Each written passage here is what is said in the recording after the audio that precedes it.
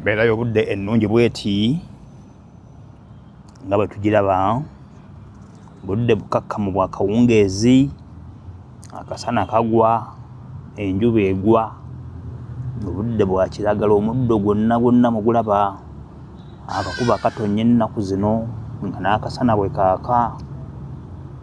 Kale obutonde obulungi ng'obwo obusanga wa? Abalala babeera mu ddungu. Ebyo byonna tulina obyebaliza Katonda. Tuyigenga okwebaza Katonda olw'ebintu ebirungi byonna kati nga bino bye tulabako kati. Tuyigenga okwebaza Katonda, okusiima. Okusiima kintu kikulu nnyo, okubeera nga tusiima Katonda by'atukolera ebirungi. Bagamba entasiima ebulwa agiwa. Yes.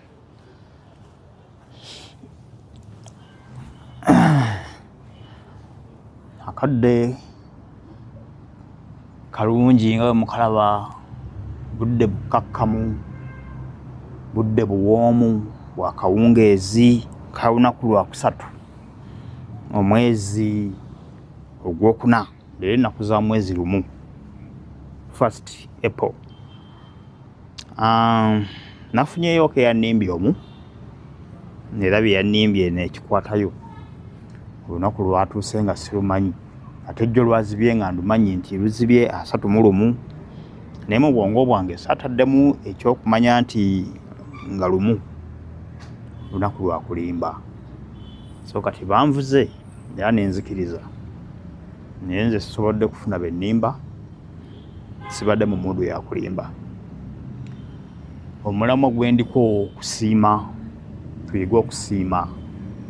Tuyige okusiima Katonda ebirungi by'atukolera.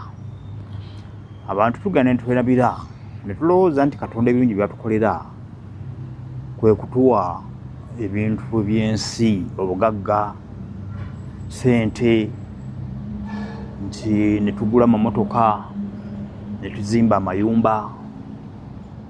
Ekyo si kye kyokka ekikulu Katonda kyakola ki? Katonda atukolera ebintu bingi nnyo. So tusaanye okuyiga okusiima ebintu ebyo byonna ebirungi Katonda by'atukolera.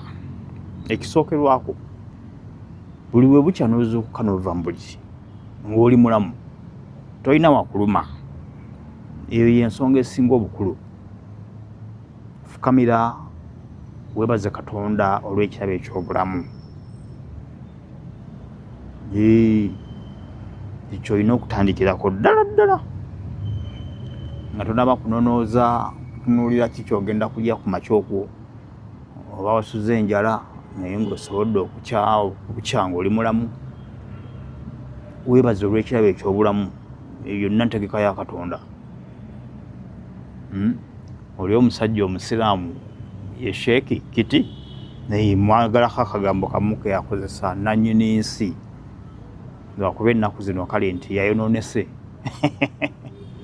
Yayonoonese kati ndowooza twamuwaanawaana nnyo olw'ebigambo ebirungi byalinga yogera n'ayonooneka, ate kati ndowooza ne bimuggwako, ate kati n'atandika kuwalampa ebinyiiza n'ayonooneka. Naye kati akagambo ako kakozesa nannyini nsi, ako kansanyusa, buli bwakogera nkaagala, lwakuba ennaku zino sikyamuwuliriza kuba kati yavudde ku mulamwa. Naye okwebaza Katonda, ekirabo eky'obulamu y'ensonga enkulu erina okutandikirwako. Then oluvannyuma tulyoke tumuwebaze olw'ebisigadde byonna. Omusana ogwaka negwokya ku nsi, n'atuwa enkuba, ne bibaza emmere ebirime bye tusimba. Ffe mu Uganda yeffe abasimba ebirime ne tubikungula nga tewali kye tutaddemu kyonna, okuggyako okusuula ensigo mu ttaka n'ogikoolera n'emera n'ebyengera, ne tunoga ne tulya ne tufumba ne tukola amakungula. Ebyo byonna tulina obyebaliza Katonda.